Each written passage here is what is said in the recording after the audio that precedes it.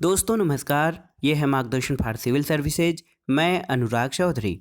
दोस्तों, भारतीय राज्य व्यवस्था यानी इंडियन पॉलिटी के महत्वपूर्ण प्रश्नों की श्रृंखला के अंतर्गत आज की वीडियो में प्रस्तुत है इसका तीसरा भाग, जिसमें आज हम प्रमुख आयोग और समितियां, नागरिकता संबंधी प्रावधान तथा मूल अधिकारों से संबंधित महत्वपूर्ण प्रश्नों को कवर करेंगे। दोस्तों, ये वीडियो विभिन्न परीक्षाओं के सामान्य अध्ययन की राज्य व्यवस्था खंड के साथ साथ विभिन्न परीक्षाओं जैसे टीजीटी, पीजीटी, नागरिक शास्त्र, गवर्नमेंट डिग्री कॉलेज प्रवक्ता, उच्चतर शिक्षा असिस्टेंट प्रोफेसर, नेट जेआरएफ, राजनीति विज्ञान के लिए बहुत ही उपयोगी तथा महत्वपूर्ण है। तो आइए शुरू करते हैं आज का वीडियो। सभी परीक्षाओं के लिए महत्वपूर्ण भारतीय राज्य व्यवस्था के महत्वपूर्ण प्रश्नों का तीसरा भाग। दोस्तों, सबसे पहले इसमें हम भाषाई आयोग और समितियों के बारे में जानेंगे। देखिए, भाषाई प्रांत आयोग जो है इसका गठन जून 1948 में किया गया था। तो भाषाई प्रांत आयोग का गठन जून 1948 में किसकी अध्यक्षता में? यस के धर की अध्यक्षता में किया गया था और इस समिति ने अपनी रिपोर्ट दिसंबर 1948 में सौंपी थी और इसकी अनुशंसा या प्रमुख सिफारिशें क्या थीं?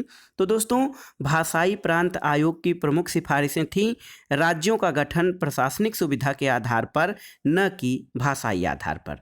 तो ये जो भाषाई प्रांत आयोग जून 1948 में एस के धर की अध्यक्षता में गठित हुई थी, इसने राज्यों का गठन प्रशासनिक सुविधा के आधार पर करने की बात की, न कि भाषाई आधार पर। जेवीपी समिति, दोस्तों जेवीपी समिति भी बहुत ही महत्वपूर्ण है।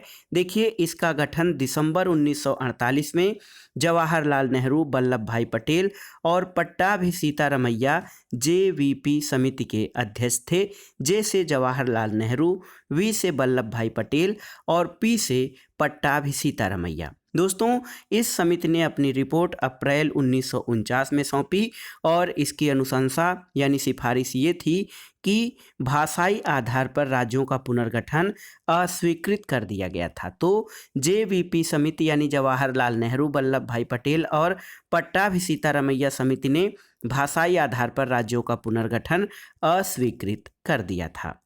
राज्य पुनर्गठन आयोग देख लेते हैं। दोस्तों, राज्य पुनर्गठन आयोग जो था इस आयोग का गठन 1953 में किया गया था और इसके अध्यक्ष फजल अली थे।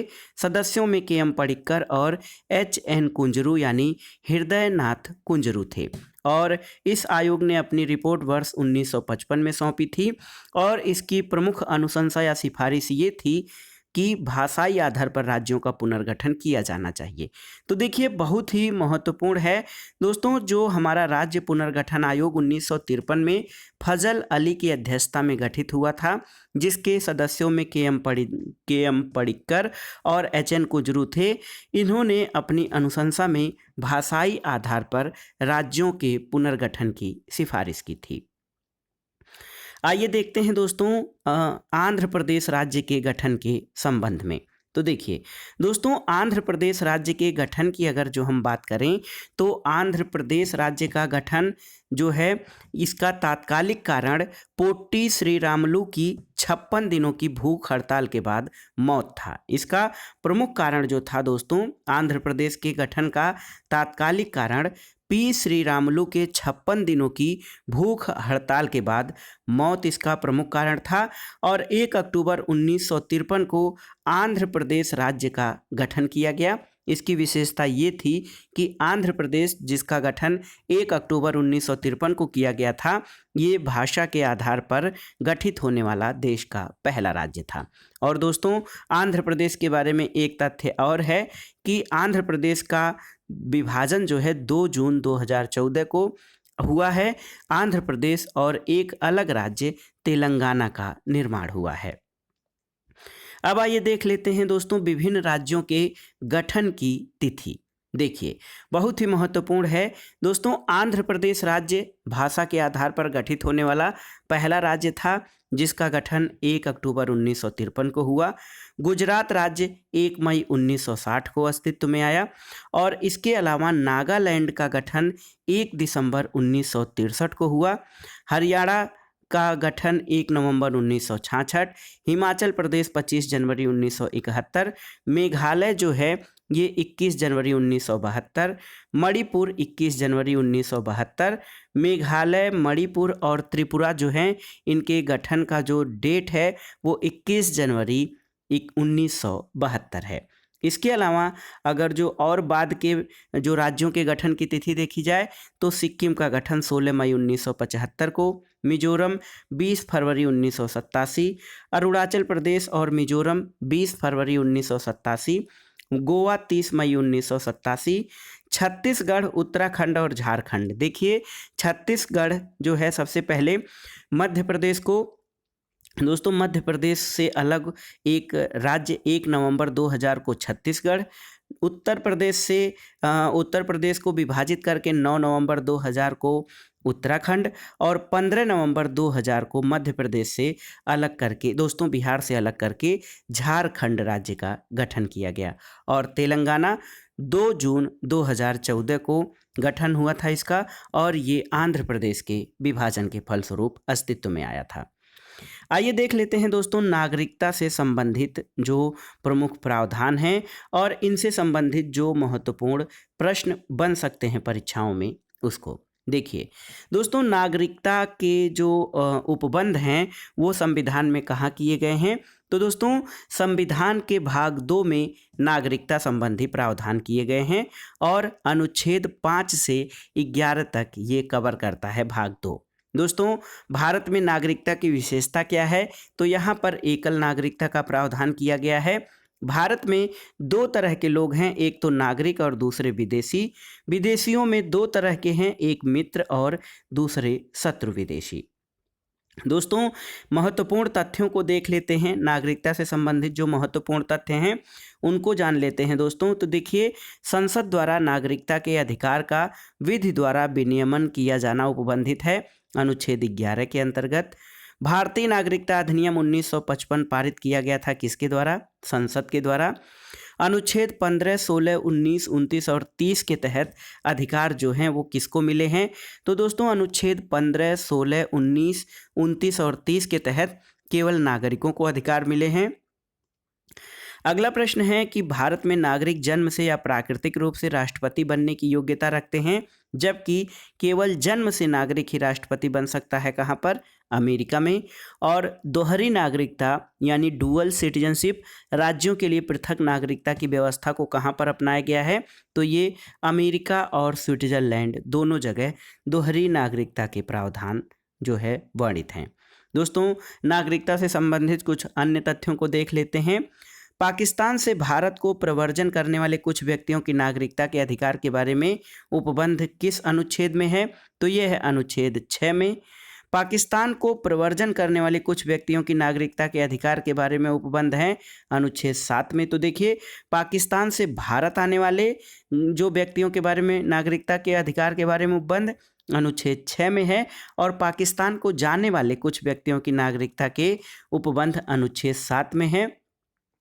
भारत से बाहर रहने वाले भारतीय उद्भव के कुछ व्यक्तियों की नागरिकता के बारे में अनुच्छेद 8 में उपबंध है, और जब कोई व्यक्ति स्वेच्छा से किसी विदेशी राज्य का नागरिक हो जाता है तो उसकी भारतीय नागरिकता स्वतः समाप्त हो जाती है, ये अनुच्छेद 9 के अनुसार है।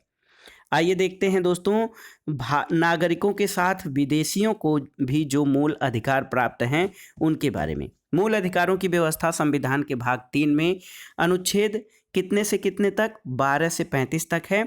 देखिए ऐसे मूल अधिकार जो नागरिकों के साथ विदेशियों को भी प्राप्त हैं, तो इसमें अनुच्छेद 14, अनुच्छेद 20, अनुच्छेद 21, 21 का अनुच्छेद 22, अनुच्छेद 23, 24, 25, 26, 27 और 28, ये सभी जो है अधिकार हमारे नागरिकों के साथ साथ यानी भारत के नागरिक के साथ साथ विदेशियों को भी प्राप्त हैं, लेकिन अनुच्छेद 15, 16, 19, 29 और 30 के तहत अधिकार केवल नागरिकों को ही प्राप्त हैं।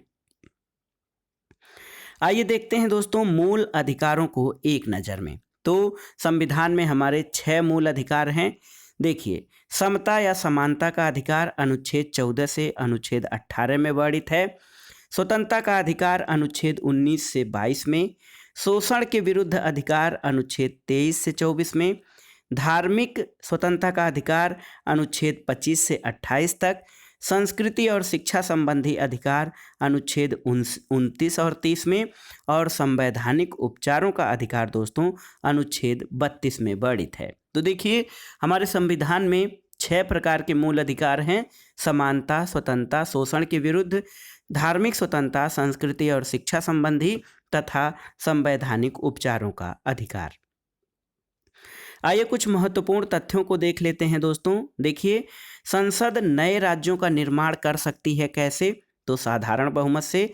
दोस्तों नए राज्यों के निर्माण के लिए विशेष बहुमत की आवश्यकता नहीं होती है, साधारण बहुमत से नए राज्यों का निर्माण किया जा सकता है। भारतीय संघ के अंतर्गत किसी राज्य को मिलाने का अधिकार किसे है? संसद को है। लोकसभा में संघ राज्य क्षेत्र के लिए आरक्षित सीटों की संख्या कितनी है? तो 20 सीटें यूनियन टेरिटरीज यानी संघ राज्य क्षेत्रों के लिए आरक्षित हैं। और अगला प्रश्न है, राज्य पुनर्गठन आयोग की सिफारिश पर 1 नवंबर 1956 को बनाए गए राज्य और संघ राज्य क्षेत्रों की संख्या कितनी थी? तो दोस्तों 1 नवंबर 1956 को भारत में 14 राज्य और 6 केंद्र शासित प्रदेश थे। आइए देखते हैं इस चार्ट के माध्यम से नागरिकता की प्राप्ति और अंत किस प्रकार किया जा सकता है। दोस्तों भारत में जो भारतीय नागरिकता का आधार क्या है? देखिए नागरिकता का आधार, भारतीय नागरिकता का आधार एक तो जन्म से, वंश परंपरा से, पंजीकरण से, देशीकरण से या और अर्जित भूमि के समामेलन से। तो ये जो आधार हैं जन्म, वंश परंपरा, पंजीकरण, देशीकरण और अर्जित भूमि के समामेलन से, ये भारतीय नागरिकता के आधार हैं। और नागरिकता का अंत या लोप किस प्रकार किया जा सकता है या भारतीय नागरिकता का अंत कैसे हो सकता है? तो इसके लिए जो है किसी अन्य देश की नागरिकता ग्रहण करने पर, नागरिकता त्यागने पर और सरकार द्वारा वंचित किए जाने पर, ये 3 आधार हैं जिसके द्वारा भारतीय नागरिकता का अंत हो सकता है। या तो वो व्यक्ति किसी अन्य देश की नागरिकता ग्रहण कर ले, नागरिकता अपनी त्याग दे या सरकार द्वारा नागरिकता से वंचित कर दिया जाए। परीक्षोपयोगी दृष्टि से कुछ प्रश्नों को देखते हैं दोस्तों। भारत में नागरिकता संबंधी कानून कौन बना सकता है? तो संसद को अधिकार है नागरिकता संबंधी कानून बनाने का। भारतीय संविधान में नागरिकता का उल्लेख कहाँ किया गया है? तो संविधान के भाग 2 में अनुच्छेद 5 से 11 तक नागरिकता संबंधी उपबंध हैं। भारतीय संविधान किस प्रकार की नागरिकता प्रदान करता है? तो एकल नागरिकता। और अमेरिका में नागरिकता प्रदान की जाती है किस प्रकार की? दोहरी नागरिकता। वहाँ केंद्र के साथ राज्यों की अलग नागरिकता होती है। और अगला प्रश्न है, भारतीय नागरिकता अधिनियम 1955 के अनुसार पंजीकरण द्वारा भारतीय नागरिकता प्राप्त करने के लिए भारतीय मूल के व्यक्ति को भारत में कितने वर्ष व्यतीत करने होंगे? तो ये अवधि है 7 वर्ष। आइए देखते हैं नागरिकता संशोधन अधिनियम 2019 के संबंध में। देखिए दोस्तों भारतीय नागरिकता संशोधन अधिनियम 2019 जो है ये 10 जनवरी 2020 से लागू हुआ। और जो है नागरिकता संशोधन अधिनियम 2019 नागरिकता किसको किसको दे रहा है? तो ये अफगानिस्तान, पाकिस्तान, बांग्लादेश के अल्पसंख्यकों को नागरिकता देने की बात कही गई है, जिसमें हिंदू, सिख, बौद्ध, जैन, पारसी और ईसाई अल्पसंख्यकों की बात की गई है, जो कि नागरिकता संशोधन अधिनियम 2019 में प्रावधानित है। मूल अधिकारों से संबंधित कुछ प्रश्नों को देख लेते हैं दोस्तों। तो यहाँ पर देखिए अनुच्छेद 21 क के तहत शिक्षा के अधिकार को मौलिक अधिकार कब बनाया गया? 86वें संविधान संशोधन अधिनियम 2002 के द्वारा शिक्षा के अधिकार को मौलिक अधिकार बना दिया गया है। प्रेस की स्वतंत्रता किसमें अंतर्निहित है? तो संविधान के अनुच्छेद 19(1) क में प्रेस की स्वतंत्रता वर्णित है। मेनका गांधीवाद 1978 किससे संबंधित है? तो अनुच्छेद 21 के अंतर्गत प्रदत्त मूल अधिकारों के विस्तार से संबंधित है मेनका गांधीवाद। सिखों द्वारा कृपाण धारण करना धार्मिक स्वतंत्रता का अंग माना गया है अनुच्छेद 25 के तहत। और मौलिक अधिकारों का संरक्षक किसे माना जाता है? उच्चतम और उच्च न्यायालय को। दोस्तों सुप्रीम कोर्ट और हाई कोर्ट्स को जो है मौलिक अधिकारों का संरक्षक माना जाता है। आइए देखते हैं दोस्तों नागरिकता से संबंधित महत्वपूर्ण अनुच्छेदों को। यहाँ पर देखिए नागरिकता से संबंधित जो महत्वपूर्ण अनुच्छेद हैं, यहाँ पर इनको हम देख लेते हैं। तो आप जानते हैं अनुच्छेद 5 से लेकर भारतीय संविधान के भाग 2 में नागरिकता संबंधी प्रावधानों को वर्णित किया गया है। देखिए अनुच्छेद 5 कहता है कि संविधान लागू होने के समय जो नागरिकता है उसकी बात करता है। अनुच्छेद 6 पाकिस्तान से भारत को प्रव्रजन करने वाले व्यक्तियों की नागरिकता। अनुच्छेद 7 पाकिस्तान को जाने वाले यानी भारत से पाकिस्तान जाने वाले लोगों के नागरिकता संबंधी प्रावधान। और अनुच्छेद 8 में भारत से बाहर रहने वाले भारतीय उद्भव के कुछ व्यक्तियों के नागरिकता संबंधी प्रावधान। अनुच्छेद 9 दोस्तों विदेशी राज्यों की नागरिकता या विदेशी राज्य की नागरिकता ग्रहण करने पर भारतीय नागरिकता के स्वतः समाप्त की व्यवस्था। और अनुच्छेद 11 में संसद को नागरिकता के संबंध में विधि बनाने की शक्ति जो है, ये नागरिकता पर से संबंधित महत्वपूर्ण अनुच्छेद और उनमें वर्णित प्रावधान हैं। मूल अधिकार दोस्तों, मूल अधिकार या फंडामेंटल राइट्स जो है इनको हमारे संविधान में कहाँ से लिया गया है, तो ये संयुक्त राज्य अमेरिका के संविधान से लिए गए हैं। और भारतीय संविधान में इसका उल्लेख भाग 2 में अनुच्छेद 12 से 35 तक में किया गया है। देखिए 6 मूल अधिकार जो हमारे 6 मूल अधिकार हैं उनकी बात करें तो अनुच्छेद 14 से 18 समानता का अधिकार, अनुच्छेद 19 से 22 स्वतंत्रता का अधिकार, अनुच्छेद 23-24 में शोषण के विरुद्ध अधिकार, अनुच्छेद 25 से 28 में धार्मिक स्वतंत्रता का अधिकार, अनुच्छेद 29-30 संस्कृति और शिक्षा संबंधी अधिकार और अनुच्छेद 32 संवैधानिक उपचारों के अधिकार से संबंधित है। दोस्तों मूल अधिकारों में हमारे वैसे 6 जो मूल अधिकार हैं वो सभी महत्वपूर्ण हैं, लेकिन इनमें जो एक अनुच्छेद 21 है दोस्तों, इसका दायरा बहुत व्यापक है क्योंकि हाई कोर्ट और सुप्रीम कोर्ट ने इसकी व्याख्या बहुत विस्तृत रूप में की है। तो यहाँ पर देखिए दोस्तों अनुच्छेद 21 के बारे में जो प्रावधान हैं उनको देख लेते हैं। गोविंद बनाम मध्य प्रदेश राज्य और खड़क सिंह बनाम उत्तर प्रदेश राज्य में जो अनुच्छेद 21 संबंधी प्रावधान है उसमें अनुच्छेद 19(1)(d) जो कि भारत के राज्य क्षेत्र में सर्वत्र अबाध संचरण का अधिकार है, इसको अनुच्छेद 21 यानी जीवन के अधिकार से मिलाकर पढ़ने पर एकांतता का अधिकार यानी राइट टू प्राइवेसी प्राप्त है। तो राइट टू प्राइवेसी यानी एकांतता का अधिकार दोस्तों ये अनुच्छेद 19(1)(d) और अनुच्छेद 21 को मिलाकर पढ़ने पर ये एकांतता का अधिकार मूल अधिकार है। अनुच्छेद 21 क्या कहता है दोस्तों, किसी व्यक्ति को उसके प्राण या दैहिक स्वतंत्रता से विधि द्वारा स्थापित प्रक्रिया के अनुसार ही वंचित किया जाएगा, अन्यथा नहीं। दोस्तों अनुच्छेद 21 से संबंधित प्रमुख वाद A.K. गोपालन वाद हैं। A.K. गोपालन बनाम मद्रास राजवाद्य 1950, मेनका गांधी बनाम भारत संघ 1978। दोस्तों प्राण और दैहिक स्वतंत्रता की उचित और न्यायपूर्ण मामले के आधार पर रोक संभव है, ऐसा A.K. गोपालन बनाम मद्रास राज्य और मेनका गांधी बनाम भारत संघवाद में कहा गया है। दोस्तों प्रमुख अधिकारों की बात करें अगर जो हम यहाँ पर देखिए तो यहाँ पे जो जीवन का अधिकार है अनुच्छेद 21, इसमें जो प्रमुख अधिकारों को शामिल किया गया है, अन्य प्रमुख अधिकार जो हैं उसमें शीघ्र विचारण का अधिकार, पैर में डंडा बेड़ी डालने के विरुद्ध अधिकार, अच्छी सड़कों का अधिकार, प्रतिष्ठा का अधिकार, कार्यस्थल पर महिलाओं के लैंगिक उत्पीड़न के विरुद्ध अधिकार, अभिरक्षा में हिंसा के विरुद्ध अधिकार, फांसी में विलंब के विरुद्ध अधिकार, एकांत कारावास के विरुद्ध अधिकार, ये सब जीवन के अधिकार में शामिल हैं। इसके अलावा जीवन साथी चुनने का अधिकार अनुच्छेद 19 और 21 के तहत मूल अधिकार है। साथ ही गरिमापूर्ण जीवन जीने के अधिकार में गरिमापूर्ण ढंग से मृत्यु का भी अधिकार शामिल है। ये गैर सरकारी संगठन कॉमन काज की याचिका पर निर्णय दिया गया था। दोस्तों अन्य जो अधिकारों की बात है अगर जो उसकी बात करें तो यहाँ पर देखिए भाग 4 के अनुच्छेद 45 में जो संबंधित है उससे महत्वपूर्ण जीवन का अधिकार एक देख लेते हैं। जीवन के अधिकार में दोस्तों जीवन की रक्षा का अधिकार शामिल है, स्वास्थ्य का अधिकार, एक चिकित्सक द्वारा घायल को चिकित्सकीय सहायता देने का अधिकार, साथ ही स्वच्छ पर्यावरण यानी प्रदूषण रहित जल और वायु में जीने का अधिकार और हानिकारक उद्योगों के विरुद्ध सुरक्षा तथा महिलाओं का शालीनता और गरिमा से जीने का अधिकार, निजता का अधिकार। दोस्तों ये सभी जीवन के अधिकार के अंतर्गत शामिल हैं।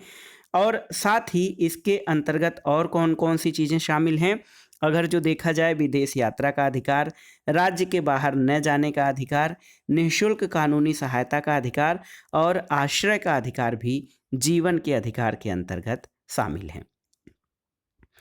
आइए देखते हैं दोस्तों भाग 4 के अनुच्छेद 45 से संबंधित जो अधिकार हैं। दोस्तों इसमें भाग 4 जो नीति निर्देशक तत्वों से संबंधित है, इसमें 6 से 14 वर्ष की उम्र तक निःशुल्क शिक्षा का अधिकार जो दिया गया था, इसको 86वें संविधान संशोधन अधिनियम 2002 के द्वारा क्या किया गया है कि अनुच्छेद 21 क के अंतर्गत राज्य 6 से 14 वर्ष तक के बच्चों को निःशुल्क और अनिवार्य शिक्षा उपलब्ध करवाएगा। तो एक प्रकार से अब निःशुल्क और अनिवार्य शिक्षा जो 6 से 14 वर्ष के बच्चों के लिए था, वो अब मूल अधिकार की श्रेणी में आ गया है। और अनुच्छेद 51 क ट के अंतर्गत मूल कर्तव्य में ये व्यवस्था कर दी गई है कि हर भारतीय का कर्तव्य होगा कि वह अपने बच्चे को, चाहे वह उसके माता पिता हों या अभिभावक, 6 से 14 वर्ष की उम्र तक शिक्षा की सुविधा उपलब्ध कराएंगे। तो देखिए शिक्षा का अधिकार 6 से 14 वर्ष के शिक्षा का अधिकार जो है ये अब मूल अधिकार हो गया है। दोस्तों मूल अधिकारों में जो समानता या समता का अधिकार है अनुच्छेद 14 से 18 तक, वो भी बहुत महत्वपूर्ण है। देखिए अनुच्छेद 14 जो है विधि के समक्ष समता और विधियों के समान संरक्षण की बात करता है। अनुच्छेद 15 धर्म, मूल, वंश, जाति, लिंग, जन्म स्थान के आधार पर विभेद का प्रतिषेध करता है। अनुच्छेद 16 लोक नियोजन यानी सरकारी सेवा के विषयों में अवसर के समानता की बात करता है। अनुच्छेद 17 अस्पृश्यता और छुआछूत के अंत की बात करता है। अनुच्छेद 18 उपाधियों के अंत से संबंधित है। इसी प्रकार जो स्वतंत्रता का अधिकार है हमारा, ये अनुच्छेद 19 से 22 में है। अनुच्छेद 19 अभिव्यक्ति की स्वतंत्रता सहित कुल 6 प्रकार की स्वतंत्रताएं इसमें हैं। अनुच्छेद 20 में अपराधों के लिए दोष सिद्धि के संबंध में संरक्षण दिया गया है। और अनुच्छेद 21 प्राण और दैहिक स्वतंत्रता यानी जीवन के अधिकार से संबंधित है। और अनुच्छेद 22 गिरफ्तारी और निरोध यानी कुछ दशाओं में गिरफ्तारी और निरोध से संरक्षण की बात की गई है। इसके अलावा देखिए संविधान के अनुच्छेद 19 में जो स्वतंत्रता दी गई है, ये वाक अभिव्यक्ति की स्वतंत्रता अनुच्छेद 19(1) क के अंतर्गत दी गई है। और इसी के तहत दोस्तों प्रेस की स्वतंत्रता भी शामिल है। अनुच्छेद 19(1) ख के अंतर्गत शांतिपूर्वक और निरायुध सम्मेलन की स्वतंत्रता। अनुच्छेद 19(1) ग के तहत संगम या संघ बनाने की स्वतंत्रता। अनुच्छेद 19(1) घ में राज्य क्षेत्र में स्वतंत्र अबाध संचरण की स्वतंत्रता। अनुच्छेद 19(1) अंग के अनुसार राज्य के किसी भाग में निवास करने और बसने की स्वतंत्रता। और अनुच्छेद 19(1) छ में वृत्ति, व्यापार या कारोबार करने की स्वतंत्रता वर्णित है। तो ये अनुच्छेद 19 के तहत जो प्रदत्त हमारी स्वतंत्रताएं हैं 6 प्रकार की, उनका यहाँ पर वर्णन है। इसके अलावा दोस्तों शोषण के विरुद्ध अधिकार जो हमको दिए गए हैं, ये अनुच्छेद 23 में मानव दुर्व्यवहार और बलात्श्रम का प्रतिषेध है। और अनुच्छेद 24 के अंतर्गत 14 वर्ष से कम उम्र के बच्चों का कारखानों आदि में नियोजन का प्रतिषेध किया गया है। इसके अलावा दोस्तों संपत्ति का अधिकार बहुत ही महत्वपूर्ण है। संपत्ति का अधिकार हमारे मूल संविधान में मौलिक अधिकार था, क्योंकि ये मूल संविधान में अनुच्छेद 19(1) छ और 31 के अंतर्गत मूल अधिकार था। लेकिन वर्तमान स्थिति ये है कि अब इसे संविधान के अनुच्छेद 300 क के तहत विधिक अधिकार बना दिया गया है। और ये जो है 44वें संविधान संशोधन 1978 के द्वारा संपत्ति के अधिकार को मूल अधिकारों की श्रेणी से हटाकर विधिक अधिकार बना दिया गया है। अब आइए देखते हैं उच्चतम न्यायालय और उच्च न्यायालय द्वारा जो जारी रीटें होती हैं वो कितने प्रकार की हैं। तो 5 प्रकार की रीटें जारी करते हैं उच्चतम न्यायालय और उच्च न्यायालय। बंदी प्रत्यक्षीकरण, परमादेश, उत्प्रेषण, प्रतिषेध और अधिकार परीक्षा। आइए देखते हैं दोस्तों धार्मिक स्वतंत्रता का जो अधिकार है उसमें कौन कौन सी चीज़ें शामिल हैं। देखिए दोस्तों, अनुच्छेद 25 में क्या वर्णित है कि प्रत्येक व्यक्ति को अपने धर्म का प्रचार करने का अधिकार है। अनुच्छेद 26 कहता है कि धार्मिक कार्यों के प्रबंध की स्वतंत्रता है धार्मिक स्वतंत्रता के अंतर्गत। इसके अलावा अनुच्छेद 27 में विशिष्ट धर्म की अभिवृद्धि के लिए करों से छूट के बारे में स्वतंत्रता है। और अनुच्छेद 28 के अंतर्गत कुछ शिक्षण संस्थाओं में धार्मिक शिक्षा या धार्मिक उपासना में उपस्थित होने के बारे में स्वतंत्रता दी गई है। तो ये धार्मिक स्वतंत्रता का जो अधिकार है ये था दोस्तों अनुच्छेद 25 से 28 तक। अनुच्छेद 29 क्या करता है ये जानना बहुत जरूरी है दोस्तों। अनुच्छेद 29 और 30 ये संस्कृति और शिक्षा संबंधी अधिकार हैं। और दोस्तों अनुच्छेद 29 में ये व्यवस्था है कि अल्पसंख्यक वर्ग के हितों का संरक्षण सुरक्षा संबंधी अधिकार अनुच्छेद 29 में, यानी अल्पसंख्यक वर्ग के हितों के संरक्षण और सुरक्षा से संबंधित अधिकार अनुच्छेद 29 में। और 30 में शिक्षा संस्थानों की स्थापना और प्रशासन करने का अल्पसंख्यक वर्गों को अधिकार दिए गए हैं अनुच्छेद 30 के द्वारा। लेकिन दोस्तों आपातकाल की स्थिति मूल अधिकारों की क्या होती है। तो आपातकाल में मूल अधिकारों का निलंबन हो जाता है। देखिए अनुच्छेद 358 के तहत अनुच्छेद 19 स्वतः निलंबित हो जाता है, यानी जो वाक अभिव्यक्ति की स्वतंत्रता होती है ये मूल आपातकाल में स्वतः निलंबित हो जाती है। अनुच्छेद 359 के तहत अन्य मूल अधिकार राष्ट्रपति द्वारा निलंबित हो जाते हैं।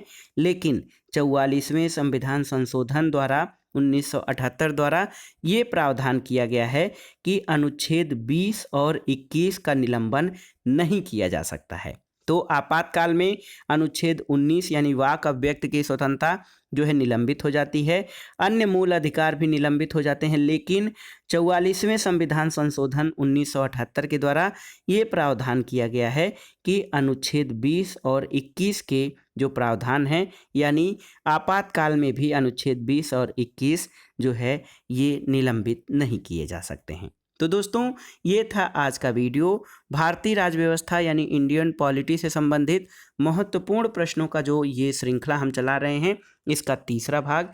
इसमें हमने कुछ आयोग और समितियां, नागरिकता संबंधी प्रावधान तथा मूल अधिकारों से संबंधित महत्वपूर्ण प्रश्नों को इसमें देखा है, जो परीक्षाओं की दृष्टि से बहुत ही महत्वपूर्ण है। आप इनको तैयार कर लीजिएगा। दोस्तों वीडियो आपको कैसा लगा हमें कमेंट बॉक्स में ज़रूर बताइएगा। वीडियो को लाइक करें, शेयर करें और इस चैनल मार्गदर्शन फॉर सिविल सर्विसेज को सब्सक्राइब करें। वीडियो देखने के लिए धन्यवाद दोस्तों। नमस्कार।